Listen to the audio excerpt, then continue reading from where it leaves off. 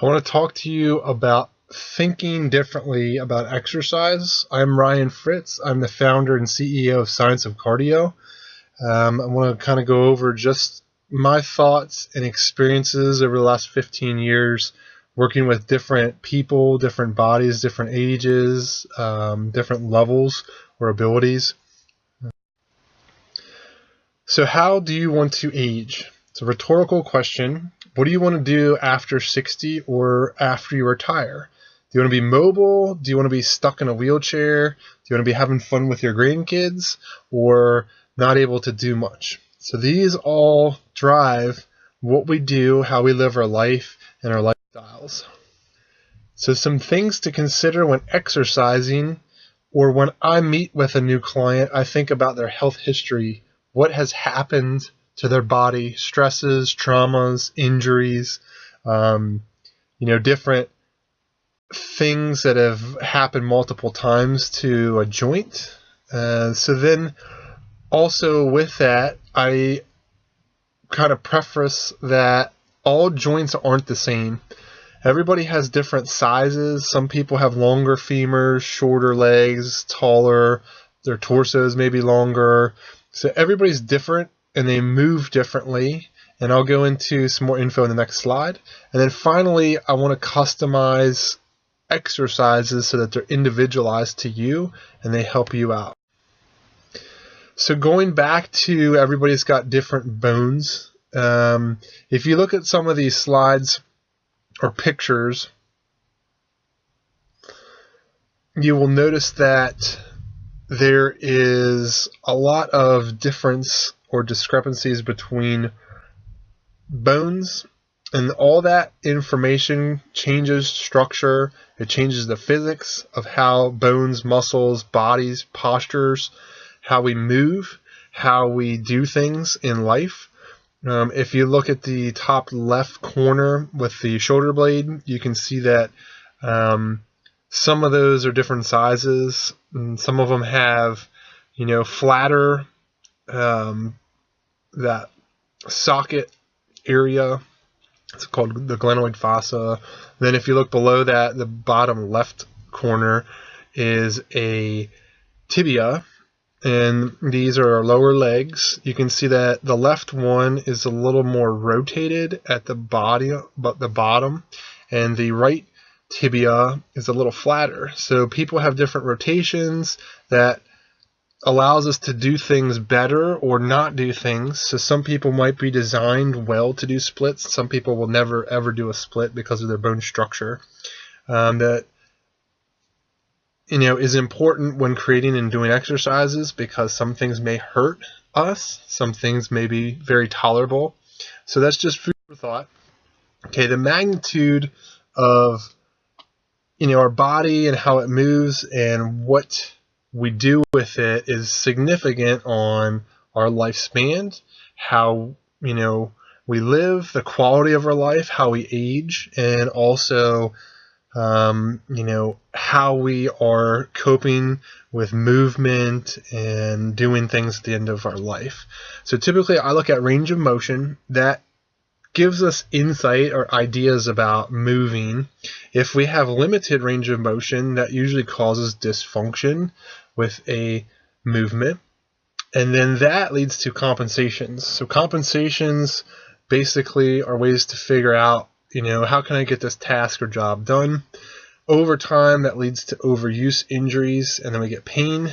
And lots of years, lots of repetitions later, that can or may lead towards surgery. And lots of surgeries over and over and over eventually can lead to joint replacements. So our range of motion and how our body moves is very important on the quality of life we have. So the big picture is I want to avoid these things, and I want to work on keeping my body moving well as I go through life, so that I avoid an expensive kind of hope that things work and patch and get better. So the biggest tool that I use is kind of my brain, and we try to go through and check out, and assess your range of motion, ROM, or your strength, and figure out, what's working, what's not working. How can we go about getting your body to move and feel better? So this is just an example of a college student. He came to me driving back from college. He had an 18-hour car ride, and he's got a lot of trauma and history for a 20-year-old. And in these pictures, you can see that his hips aren't the same on the right and left. So he has right internal hip rotation limit, or range of motion limit, and then that picture on the right side of the screen, that is the internal external rotation movements, and then the picture on the left side of the screen is his external. So you can see that his left hip external range of motion is limited versus the right. So these are things that I look at for designing programs. So from that information, then I will do some muscle testing, and I'll go and see what's the movement, what's the strength or stability at the joint, and then I will do something to try to improve the range of motion or the strength. So this process, I'll check range of motion, then I'll test it, the strength and stability, then I'll do a perturbation or something to hopefully influence that, and then I'll go back and recheck, see if I had influence, and then I'll re-look at the range of motion, check, and reassess everything to see if I'm going the right path or not. So these are some examples of people that I've done some isometrics with. Now this is a intra session. This is, an hour, the beginning of a session, end of a session, the power of isometrics. So a lot of shift for this gentleman. Again, this is this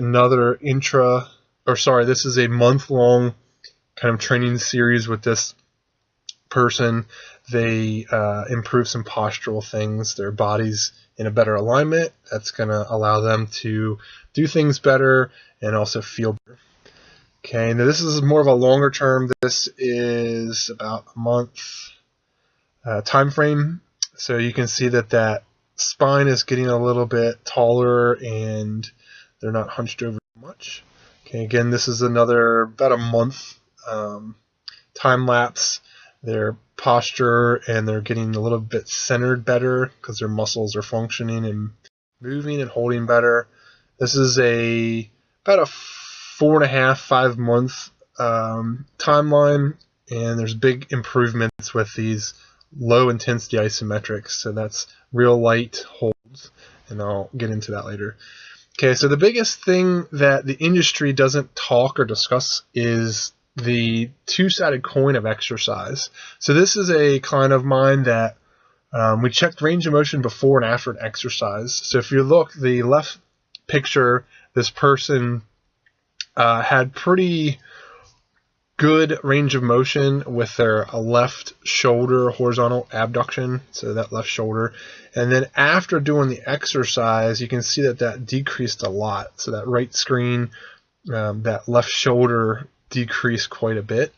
So the question is this damaging to our joints? Are we putting too much stress, or what are we doing, and what's the effect of exercise? So I would say that this exercise is probably not the most appropriate for this person because their body's reacting negatively, or it's changing. It's got less range of motion.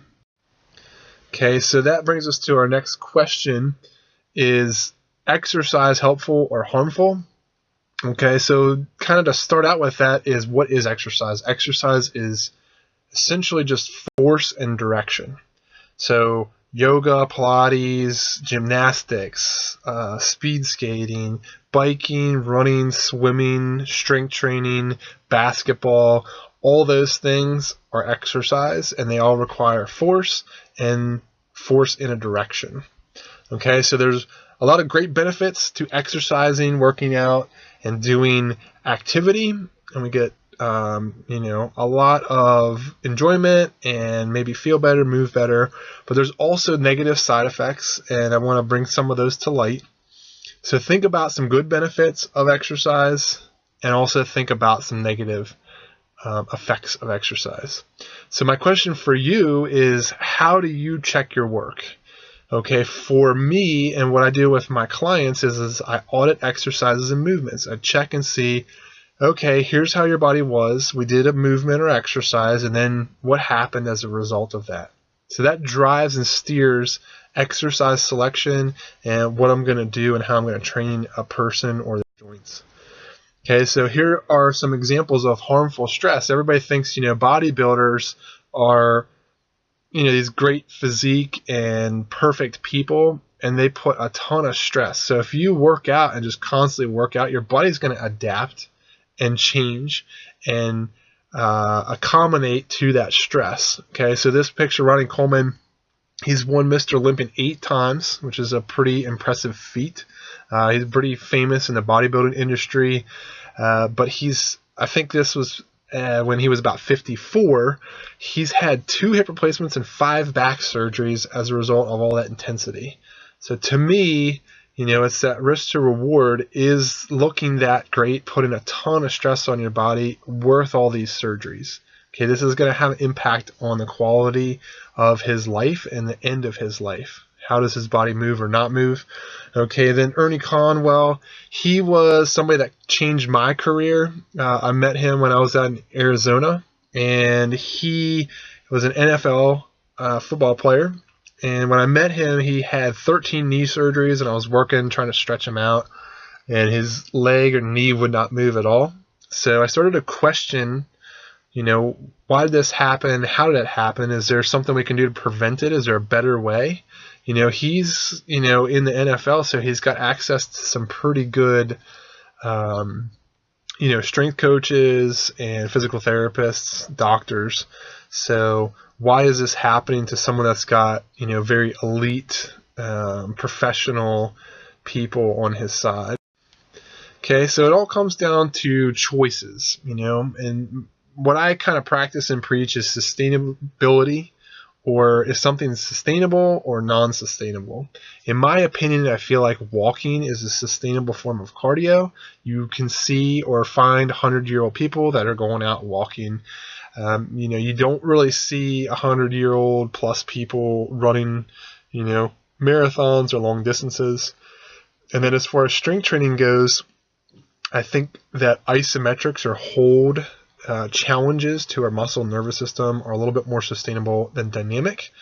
And I'll get into more of this as we go. So with that, when I'm training or coaching somebody or writing programs, my big thing is safe versus unsafe. Is this person going to get into trouble doing this, or is this something that they can do and not have any problems with? With that, on the one-on-one side of things, I will audit exercise and make sure, hey, this row exercise that I have selected is appropriate, your body handles it or tolerates it well, and we're not going through and doing, massive things to create instability in your joints. So my question is you should know what gets you into trouble, and you should know how to get out of trouble or out of pain. Okay, so that's some powerful stuff, and hopefully you have answers to those. A lot of people, have injuries and problems, and they don't know how to fix it, and they're not having success with traditional methodologies. Their personal trainer beats them up every time they work out. The physical therapy that they're doing doesn't seem to be improving or changing anything. When they go see the chiropractor, their neck's always tight, or they're really sore after massages. So some things to think about and consider.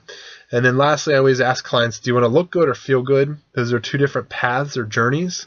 The bodybuilding is, looking good, but beating your joints up to reach that success. And then the feeling good is doing something that's more sustainable, maybe less intense, but hey, I can do this when I'm 95 years old. Okay, so a big thing that I am passionate about is kind of cardio, and is it helpful or harmful? With cardio, we do a lot of reps, okay, and people think that there's this huge difference between strength training and cardio, and really it's strength training is higher intensity and you're doing less reps. Cardio is real low intensity and you're doing lots of volume, lots of reps. So with a stationary bike, if you go 20 minutes at 60 RPMs, revolutions per minute, which is pretty slow, it's not, I would say it's a moderate speed, you're going to do 1,200 reps in that 20 minutes. Okay, so you're putting 600 reps on one leg, 600 reps on the other leg. Okay, so we're doing spin classes at 45 to 60 minutes, so you're doing 3,600 reps. Okay, and if you have joints that don't work or muscles that are tighter on one side than the other, this is going to have a big influence. So again, going back to our joint and bone structure, if you look at this hip diagram, you can see that the sockets on the first, second, and third are all in different locations. The one on the right has more of a front-facing socket joint in the hip, and then the ones on the left are more facing out towards the side. So those are all going to allow or not allow our femurs or legs to move, and they're all going to work differently. So again, food for thought. If we're putting a lot of reps on, our bodies are going to respond and stress, break down, or handle things differently depending on what we're doing, how we're designed. Okay, so then running is just another example. 1 mile is 2,000 steps, or you're doing 2,000 foot contacts, and you're doing about 1,000 reps per side or per leg. A 5K. I'm sorry, yeah. What is it? It's an 8. So when we run 5 miles, there's about 10,000 steps or foot contacts, and then you're doing about 5,000 reps. So if you have a bad knee and you're going out and running, half marathon or, a race, you're putting a lot of reps, a lot of negative reps on a joint that doesn't work the same as the other side does. So food for thought. Okay, and then kind of moving into cardio, we think that, cardio is so much different than strength training. And in my opinion, I think it's similar and related physiology-wise. Our body does similar things, whether we're doing, 5 reps with real heavy intensity, or we're going and sprinting, 20 yards. We need certain things, fuels, oxygen levels, and our body's going to do, different hormones and responses. So I always, talk about the adaptation of mitochondria, which is the powerhouse or where our body gets energy from, and that's what fuels kind of our endurance, if you will. So there is this thought that we have to go do a ton of reps, we got to go work really hard, the intensity's got to be super high. So what happens when you have somebody with a stroke who can't move, or somebody in a wheelchair that can't get out of a wheelchair? Can they be effective and create adaptations to their body and do positive things to help out with their breathing, oxygen flow, blood flow? So this picture that's moving is basically the tissues or muscles that go with breathing. So when I think of cardiovascular exercise, we're working your rib muscles, your diaphragm, all that stuff is creating movement. So you have to be pretty good at that in order to breathe fast or breathe deep or heavy. So the examples over here, box breathing, hold your breath for 3 seconds, inhale for 3 seconds, hold your breath for 3 seconds, exhale. That's box breathing. You can do just holding your breath for a long period of time and, try to build time of holding, and that will help improve your oxygen retention, and it will create adaptations with their body, retain oxygen levels. Hyperventilating, breathing really fast in and out. Again, that will get a lot of movement in your rib cage. It will encourage blood flow, oxygen flow through your veins and arteries. You can blow up balloons, tidal breathing. They make a machine that you can breathe into. You basically blow into the machine as hard as you can. Diaphragm breathing, just trying to get as much range of motion as possible, side to side, front to back, top to bottom. And then environmental conditioning. This is something that's new. Taking cold showers, jumping in, ice cold water, swimming, exercising in extreme temperatures to challenge your metabolism and to have influence with blood flow and oxygen flow. So these are ways that you can train, and do things for your blood and your heart and your lungs without having to create a bunch of repetitions and a lot of negative stress on your joints. So dynamic or traditional strength training, the movement thing, and then isometric or static or holding. These are kind of pros and cons. I use both of these. I'm not saying one's right or wrong, but you should have some scientific reasoning behind what you're doing. And hopefully this will give you some light of, maybe I should be doing this. I use different techniques for different people depending on their special needs and kind of where they're at or what they have going on. So dynamic strength is the best tool to create size. If you want to get big, it creates hypertrophy and builds big muscles. Now the downside of that is we have this huge increase in inflammation. Okay, so kind of a scale or balancing of which one do I want. Most younger people don't really care about inflammation. Their body recovers pretty fast. So it's no big deal. Isometric strength, works on joint stability and joint health, and it's pretty low on the inflammation side. So me personally, I've actually been able to lower my blood pressure by doing isometric training for long periods of time. Both modalities or types increase strength. They also are great stimuluses to your nervous system and muscle system. The difference between dynamic is you have joint movement, and the isometric, you don't have the joints moving. So you're going to put a lot of reps on the joint versus the isometric, you're not going to have a lot of reps or movement. Okay, so you got one rep going into the exercise. So again, joint health wise, isometrics might be a little bit less evasive or less damaging than dynamic, but again, yields different results. When we do dynamic or we do movement type of strength, you have a lot of compensations. If your body cannot get a muscle to work or help out, it will figure out another way for your body to do something, and you'll be able to accomplish the goal. When you do isometric type of training, your body just backs off on the pressure or pushes less. So you have this self-control or self-regulation that kind of down-regulates or applies less force. When you do dynamic movements, it's sub-max effort. So if you can move it, then it's not your max effort. With isometrics, you can do potential max efforts. So obviously something doesn't move, so you can push 100+%, and it's not going to move. The reason dynamic exercise has been so influential over the years is because they have data and they can recreate things. So if you have 15 pounds on a bicep curl, I do 15 pounds, I'll grab 15-pound dumbbell and I'll do curls. With isometrics, it's hard. How much force are you applying? How do you recreate that? Am I doing the same pressure I was last week or 6 months ago? Am I doing more? There's not a real good gauge on that. Okay, so again, the body moves with dynamic, the body holds with isometric. With dynamic strength, you have a little bit less time under tension.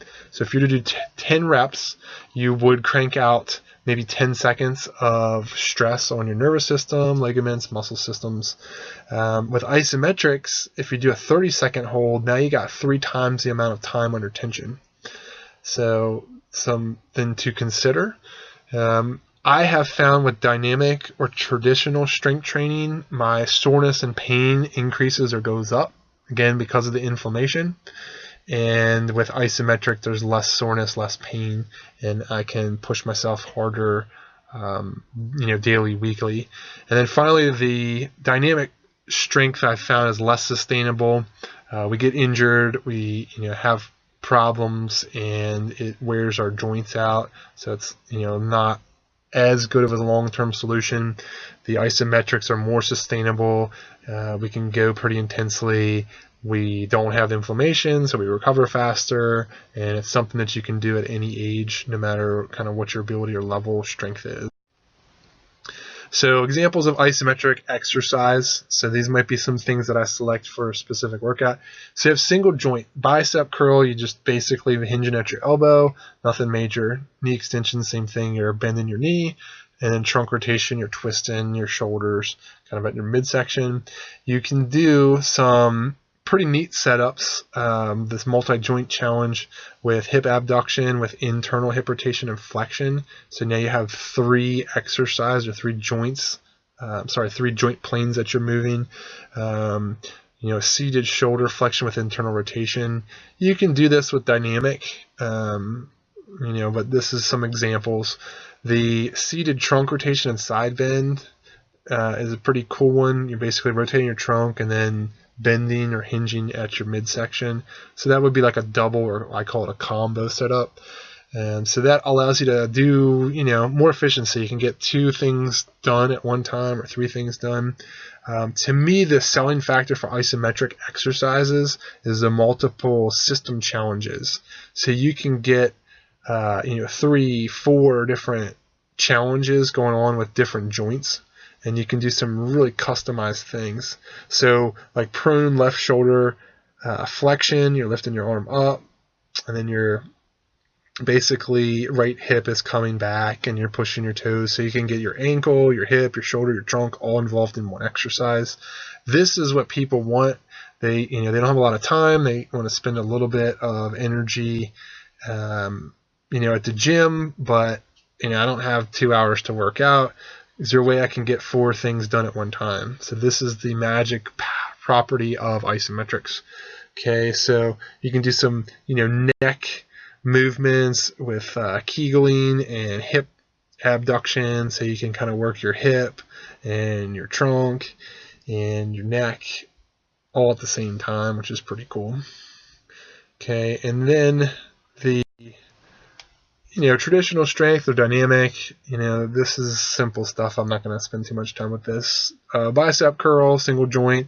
You have something where you're, multiple joint. You're lifting, doing a bicep curl overhead. So that's going to be shoulder flexion and bicep curl. So you're getting 2 joints involved, shoulder and elbow. And then you have something like a pull-up where you're getting your shoulder, your wrists, your forearms, maybe your spine involved, and a bunch of muscles and lots of stuff happening. So, and you can save some time with that. So moving forward into stretching, warming up, trigger point, and massage. So this is a lot of sales in our industry, the fitness industry. People spend a lot of time doing this. And from my personal experience over the years, I've found that a lot of it is very time consuming, and some of it's a waste of time. So the things that I think about when warming up and prepping for exercise is what does a person have? What is their active range of motion? If they can't lift their arms over their head, then I'm not going to have them do a shoulder press. If they can't dorsal flex or pull their toes up to their shin, then I'm going to modify or not do a lunge. So some other things that happen when we do some stretching is we create muscle inhibition or relax the nervous system and muscle systems. So this, to me, doesn't seem like the smartest thing to do before doing a max effort or a personal best or a world record event. We don't want everything relaxed. We want it woken up and stimulated and excited. Then I also think about joint stability. Is the muscles contracting the best or optimal that they can? What's the person's health history? Have they had 15 rods and screws and bolts and things holding a joint together? Maybe jumping off of a 4-foot box jump might not be the best idea or solution for them with that. And then what's the exercises or activities that we're going to do? If you're going to be playing video games, there's no point in warming up your toes. You want to do stuff for your thumbs. So just kind of food for thought. This is a cool video on stretching versus isometrics. Basically shows what happens when we stretch and how we influence muscle or force output as a result of that.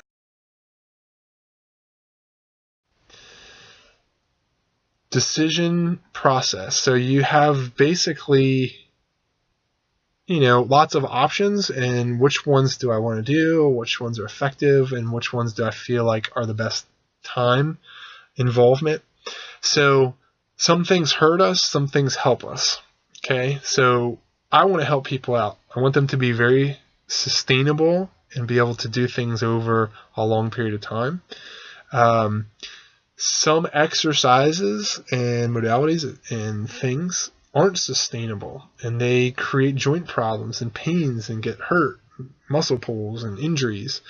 Some people just keep doing them after getting beat up. I don't know why, but that's what they do. So the big thing that I try to do is progressing forward. Is somebody getting better? Or are they getting injured? And it's hard to reach a goal if you're always injured. You can't lose weight if you can't move and exercise. You can't, be a world champion or the best in your field if you can't practice or do things because you're injured, or you can't apply force because your ankle is, sprained. Okay, so helping versus hurting, that's the difference between somebody going to the next level and being a world-class athlete, or it might be a career-ending injury. So what we decide to do makes a huge difference on the spectrum with, do we help improve or do we hurt and, kind of plateau or decline. So, big thing is time efficiency and what is a waste of time. If doing something, trigger point therapy doesn't yield any results, why are we doing it? How are we checking that it doesn't do anything? And are we auditing and doing exercises or checking movements so that we know what is helpful, what is hurtful, what is a waste of time, what is efficient, and basically taking those thoughts and experiences and putting them into our exercises, our homework, our corrective exercises, strength training programs, or conditioning. Okay, so I look at parts of the whole. So I try to zoom in and zoom out, looking at big picture and little picture. Big picture, you have all these muscles and all these things. You can see that some of these muscles attach into your skull. They go all the way down, hook into all your ribs, and then attach into your tailbone. So you can turn your head, and that's going to influence your back, your shoulder, your ribs, your hip. So big picture, that's going to have an influence on, if I turn to the right, my hip may be affected, and what I do could be compromised or helped by how well that muscle and systems work. But then also zooming in and looking at, well, there's some specific muscles that, aren't being trained, or can we improve these things? Are we looking at everything really detailed, but also looking at everything as a system and big picture? So my question for you is, are you training everything? Are you thinking or training your neck muscles? There's a lot of things going on in these pictures.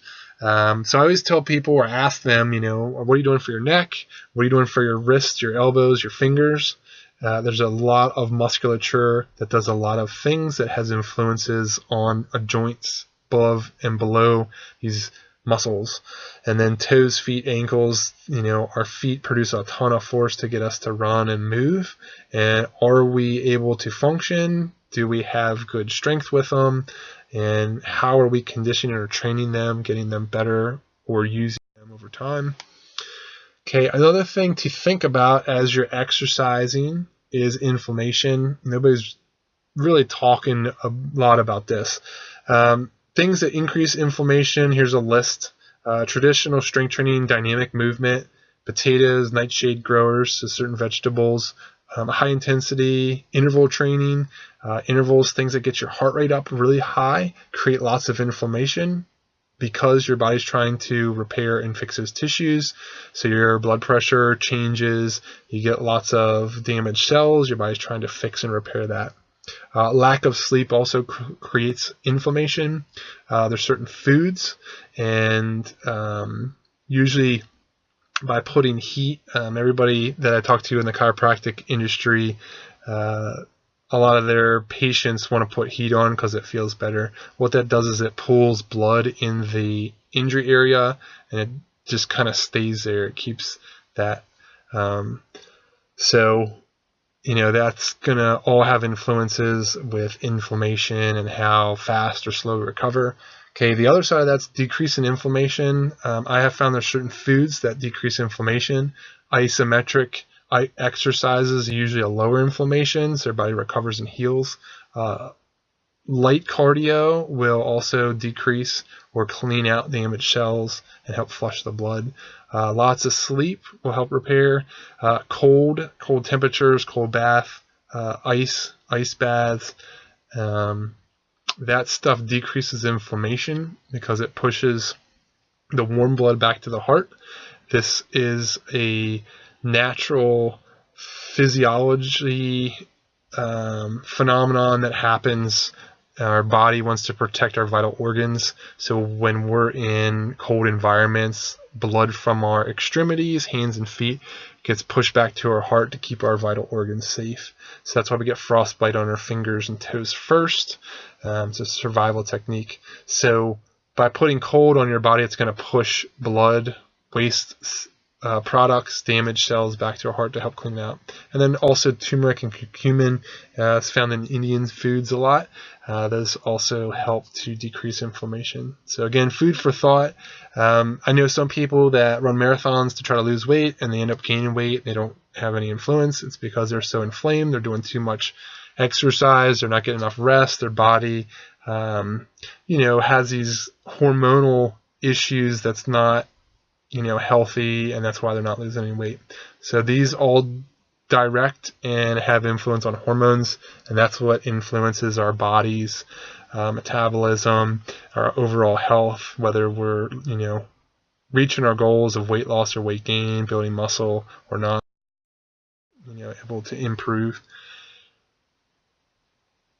So assessments, getting back to what I was talking about earlier, looking at range of motion and strength. So this is the student that came on the car ride and they're doing, exercises as far as looking at what's going on. So my question for you is if they have a right internal hip rotation limit and a left external hip rotation limit, where would you start?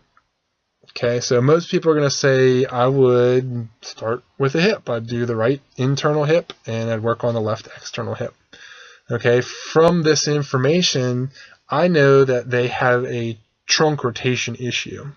So the traditional person is going to say, well, let's focus and zoom in on that hip. And I'm saying, well, let's bigger picture, let's look at the whole system. And I'm saying, well, one side's going this way, the other side it's going the other way, and it tells me that the trunk is rotated. So I'm going to start probing around or looking at, well, what's going on with trunk rotation? And does that have influence with these hips? So what I did is I went through and tested the trunk rotators first. So I did a trunk pelvic approximation where they're rotating, and I found that the right side was weak versus the left side was strong. Okay, and then I also checked out the lat or shoulder extension. So that's also a trunk rotator side bender and spinal extensor. So those are all influenced in the trunk. And so what I decided to do was, okay, well, let's work on spinal extension. We'll work on rotation. And we're going to work on these things in hopes that it influences the hips. So we did some isometrics, and they influenced the above exercises, so trunk pelvic approximation or trunk rotation and shoulder extension. So I took those two things and said trunk rotation and shoulder extension. Well, those things, we can combine them into one exercise, and I can be really efficient, and I can work on using the exercise to help me out and save us some time. Okay, and then there's some other things that I did. I did the Kegels with hip abduction. They were having trouble with that on both sides, and then their toes. So what I typically do is I will go in more cautious or conservatively, and I will see, well, can this person or client or can you just move your body weight Okay, so myometric is just movement, or it is the shortening or the positive or contraction or the go. So body weight's pretty low intensity and a little bit safer on the spectrum of injury. So can they move their body, and does one side move better than the other? Okay, and then you can work on that. So the next bar up, or the next intensity level, is isometrics. It's like, well, can they move and can they apply force? So you find some people can't apply force, and we can do exercises with isometrics where they're holding, they're pausing, or it's the same tension in the muscle, and it works more on stabilizing. Okay, this is a little bit more intense than just the body weight movement. So now you're moving your body weight, plus you're applying a little bit of force. And then on the high end of the spectrum, the more risky or more intensity is plyometric. Okay, so again, this is a movement. This is the lengthened or the negative phase, or what's known as the eccentric. So this is the lengthening of the muscles, or it's simply the stopping or the braking system. Okay, so what we do is we overload that, and I'll have an example with a video with that. So I just wanted to make those definitions. Sorry about that. Okay, so the first thing is a myometric. It's just having the client move. Okay, so this person is doing trunk rotation. So this is what I had the college student do. They're just rotating their trunk. And this should be a very safe thing. You can do this wherever, whenever. You're not going to get into a lot of trouble. Where we start getting into a lot of trouble with injuries is when we start applying more force. Okay, so now we're going into an isometric. And I'm holding, and they're pushing into me, and I'm pushing into them. We're both pushing the same amount of force, so they're kind of not moving. Okay, and then from there, then we ramp up the intensity a little bit more. And then I have them try to hold, and I push them over. So I'm actually pushing more than they are.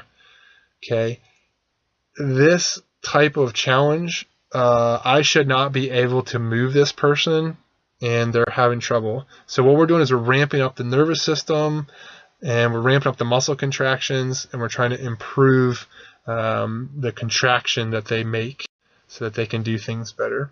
Okay, so with all that info, then we start coming into custom exercises. Okay, so this is left cervical or neck rotation with left hip abduction. Okay, so this is laying on my stomach, and I'm working certain spinal muscles that tie into my hip. This is, again, very special or specific exercise. Now, this is the same exact exercise, but I'm laying on my side. So this is another way that I can do this with limited equipment, or just challenge things differently with gravity versus a wall. So kind of food for thought. Okay, and then with that, we can do these multiple setups and work a couple different joints at the same time and work systematically. So that's what I'm doing: hip extension and shoulder extension. And then there's an ankle extension element. And then lesser, there's a trunk rotation involvement. So my body wants to spin, so I have to do certain things to fight that.